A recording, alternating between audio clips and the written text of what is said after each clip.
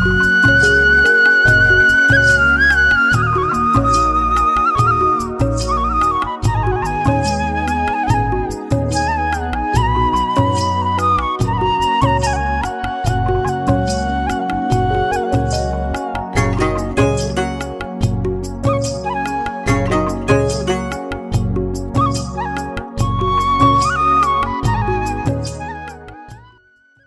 जी, राम राम जी। कैसे हो आप सब? आशा करती हूँ आप सब अच्छे होंगे। अभी लगभग 10 बज गए हैं और आज है 25 फरवरी यानी कि शनिवार। और बस हमेशा की तरह मैं लगी हुई हूँ खाने की तैयारी में। और खाने में आज मैं बना रही हूँ आलू और टमाटर की सब्जी। वैसे पहले तो मैं सोच रही थी कि खिचड़ी बना लेती हूँ, पर खिचड़ी रितिका के पापा को बिल्कुल पसंद नहीं है, तो इसलिए मैंने आज आलू टमाटर की सब्जी बनाई है। और मैं हमेशा बनाती हूँ आलू उबाल कर। आलू की सब्ज़ी मुझे जब भी बनानी होती है, आज मैं कच्चे आलू की सब्ज़ी बनाने वाली हूँ। थोड़ा सा पानी ज़्यादा डालकर हम टमाटर और आलू की सब्ज़ी बनाते हैं। वो बाजरे की रोटी के साथ खाने में ज़्यादा अच्छी लगती है। पहले सब्ज़ी तो मैंने यही सोच कर बनाई थी कि बाजरे की रोटी बना लेंगे, पर बाद में इन्होंने मना कर दिया, तो फिर मैंने रोटी तो गेहूँ की बनाई थी। पर कभी कभी हम बनाते हैं तो अच्छी लगती है। वैसे सर्दियों में आलू की सब्ज़ी कम बनती है, पड़ते तो हर सब्ज़ी में आलू ही हैं। आलू मटर, आलू गोभी, ये सारी सब्जियां ज़्यादा बनती हैं। ये आलू और टमाटर की सब्ज़ी तो हम गर्मियों में बना लेते हैं, क्योंकि गर्मियों में इतने ज़्यादा ऑप्शन नहीं होते हैं हमारे पास सब्ज़ी के। सर्दियों में तो बहुत ज़्यादा सब्ज़ी आ जाती हैं। तो अभी मसाले मैंने तैयार कर लिए हैं, सिंपल से मसाले तैयार किए हैं, क्योंकि 2 दिन से इनकी तबीयत ठीक नहीं है। तो बस मैंने सिंपल सी सब्ज़ी बनाई है, बाद में आलू डाल दिया और अभी थोड़ा सा ज़्यादा पानी डाल दिया। और ये सब्ज़ी हम तरी की बनाते हैं, तभी खाने में अच्छी लगती है। मैं तो हमेशा ऐसे ही बनाती हूँ।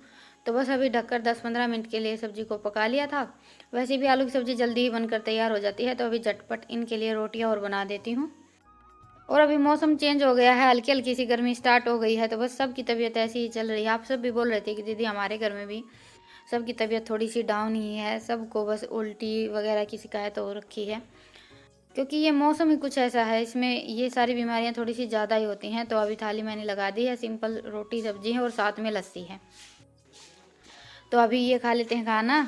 खाना वाना खाने के बाद, वैसे डॉक्टर को तो नहीं दिखाया था इन्होंने, बस कल एक बार थोड़ी सी उल्टी की शिकायत हुई थी, उसके बाद तो बिल्कुल ठीक है। पर बस मन खुश नहीं है, कुछ भी खाने का मन नहीं कर रहा था। तो अभी खाना वाना हमारा हो गया था, उसके बाद फिर मैं बैठ गई हूँ ये कपड़े लेकर। बातें भी चल रही हैं और बाहर ही बैठ गई थी आज मैं।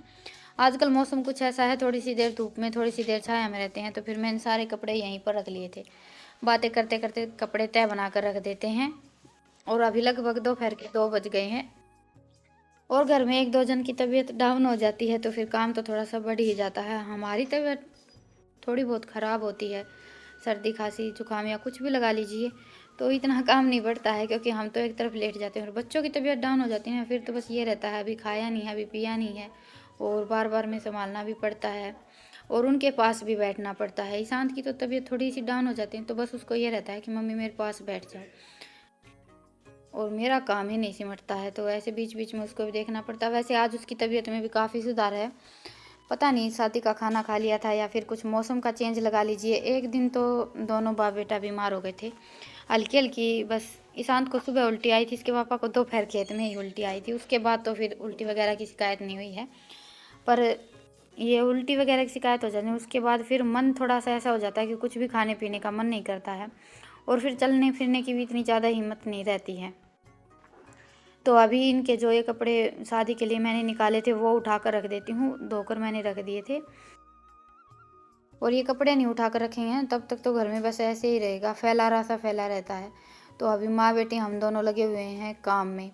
रितिका भी मेरे साथ लगी ही रहती है। वैसे अभी इसके एग्ज़ाम भी स्टार्ट हो गए हैं, तो इसको पढ़ाई भी करनी होती है, पर थोड़ा बहुत काम भी करवा देती है। वैसे मैं तो अभी इसको बोलती नहीं हूँ काम करने के लिए, पर बच्चे इतना ज़्यादा पढ़ भी नहीं पाते। ऐसा भी नहीं है कि पूरा दिन किताब लेकर बैठे रहें, तब इतनी ज़्यादा पढ़ाई नहीं होती है। थोड़ी सी देर के लिए इधर उधर घूम ले और फिर पढ़ने के लिए बैठें तो ज़्यादा अच्छा रहता है।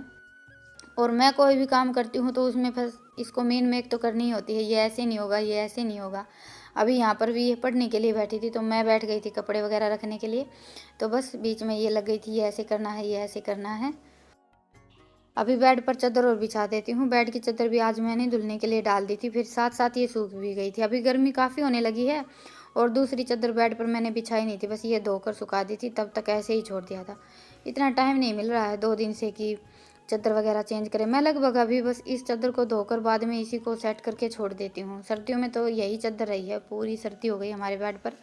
बस एक दिन के लिए ही चेंज की थी मैंने। ये चादर रितिका को थोड़ी सी ज़्यादा पसंद है क्योंकि ये इधर उधर नहीं होती है, तो ये लगभग बस यही बिछाने के लिए बोल देती, नहीं मम्मी यही चादर बिछा लेंगे, क्योंकि ये बेड पर एक बार हम बिछा कर छोड़ देते हैं तो फिर बिल्कुल भी नहीं हिलती है। और एक दो चादर दूसरी जो मेरे पास है ना, वो बेड पर रुकती नहीं है जल्दी से, तो हम माँ बेटी लगभग ये चादर बिछाना ही ज़्यादा पसंद करते हैं।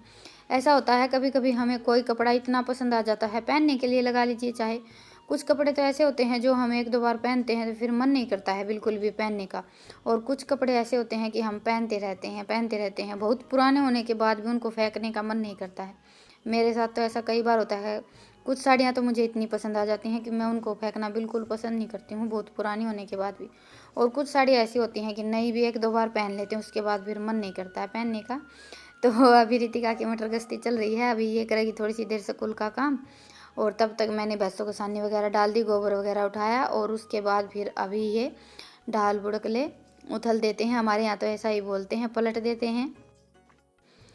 और दाल मेरी बिल्कुल सूख गई थी, और हमारे यहाँ का यही है, बस थोड़ी सी गर्मी स्टार्ट हो जाती है तो फिर भूण लगने स्टार्ट हो जाते हैं, और इसलिए गर्मियों में हम गोबर भी नहीं थापते हैं। कई बार आपसे बोल देते हैं दीदी आपके यहाँ गर्मियों में गोबर क्यों नहीं थापते हैं?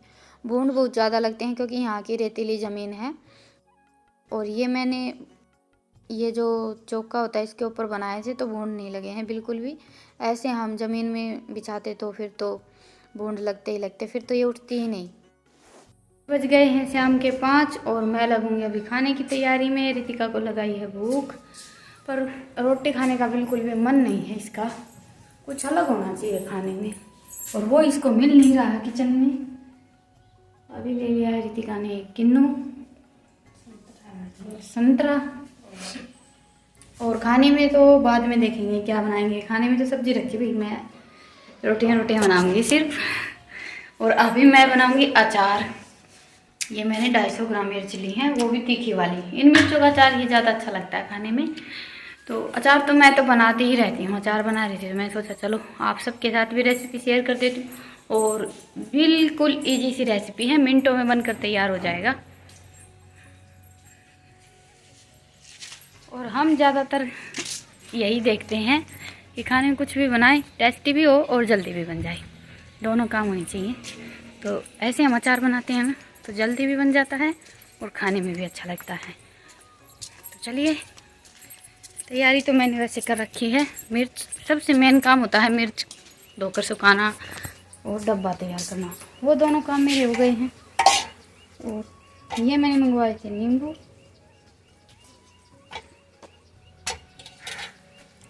तो ये मैंने 5-6 नींबू ले लिए।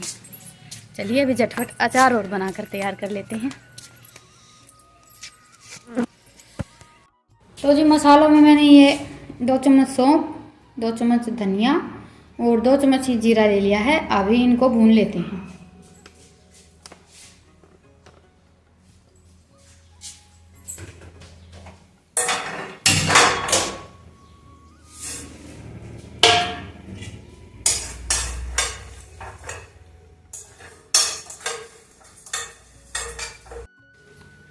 और अभी इसमें हम डाल देंगे ये हींग। देखिए मसाले अभी हमारे भुन गए हैं।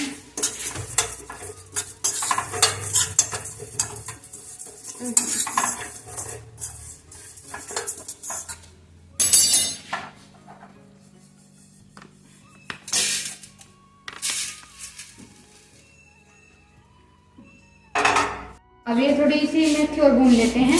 पहले मैं भून गई थी, मुझे इन मसालों के साथ ही भून लेती।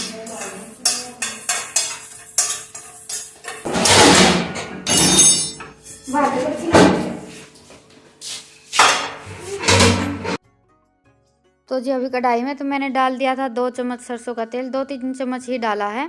और तब तक ये नींबू का रस निकाल लेते हैं। ये मैंने 8-10 नींबू लिए हैं। ये देखिए आधी कटोरी से थोड़ा सा कम रस निकला है। पहले मैंने तेल को अच्छी तरह से गर्म किया था, उसके बाद फिर कढ़ाई को ठंडा कर लिया बिल्कुल। और अभी इसमें डाल देते हैं ये हरी मिर्च।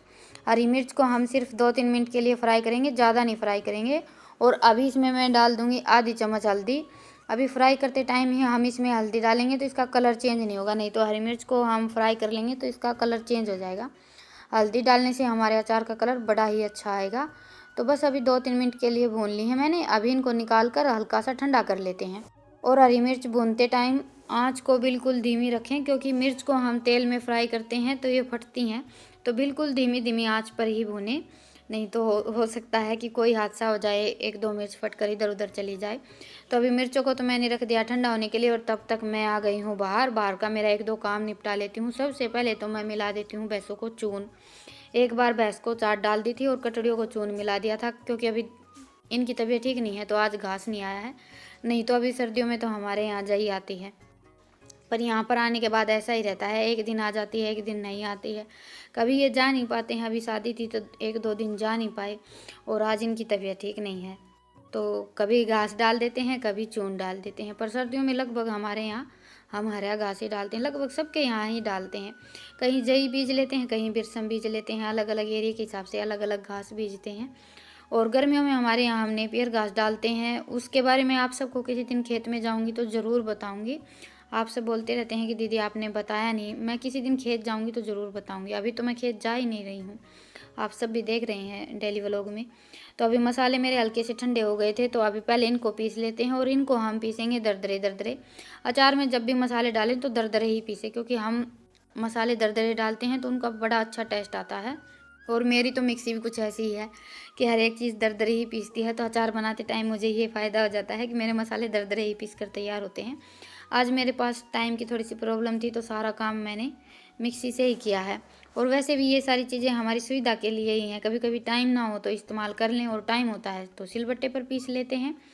तो अभी मसाले पीस लिए थे मैंने, और अभी मिर्च भी हम दरदरी ही पीसेंगे, थोड़ी थोड़ी करके पीस लेंगे, क्योंकि ज़्यादा हम डालेंगे तो जो नीचे की मिर्च होती हैं वो थोड़ी सी ज़्यादा बारीक पीस जाती हैं। तो थोड़ी थोड़ी करके मिर्चों को भी हम दरदरी पीस लेते हैं। तो अभी मिर्च मैंने पीस कर कढ़ाई में डाल दी, क्योंकि कढ़ाई में हल्का सा तेल बच गया था, और ये जो मसाले पीस कर तैयार किए थे ये डाल दिए हैं।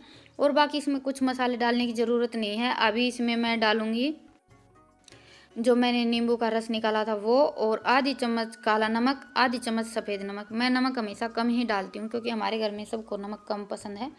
बस अभी इन्हीं मसालों को अच्छी तरह से मिक्स करके थोड़ा सा मैं सरसों का तेल डाल दूँगी। ज़्यादा तेल ना डालें, बस थोड़ा सा ही डालें। ये देखिए मैंने 2-3 चम्मच ही सरसों का तेल लिया है। अभी सभी चीज़ों को अच्छी तरह से मिक्स करके डब्बे में भर कर रख देंगे।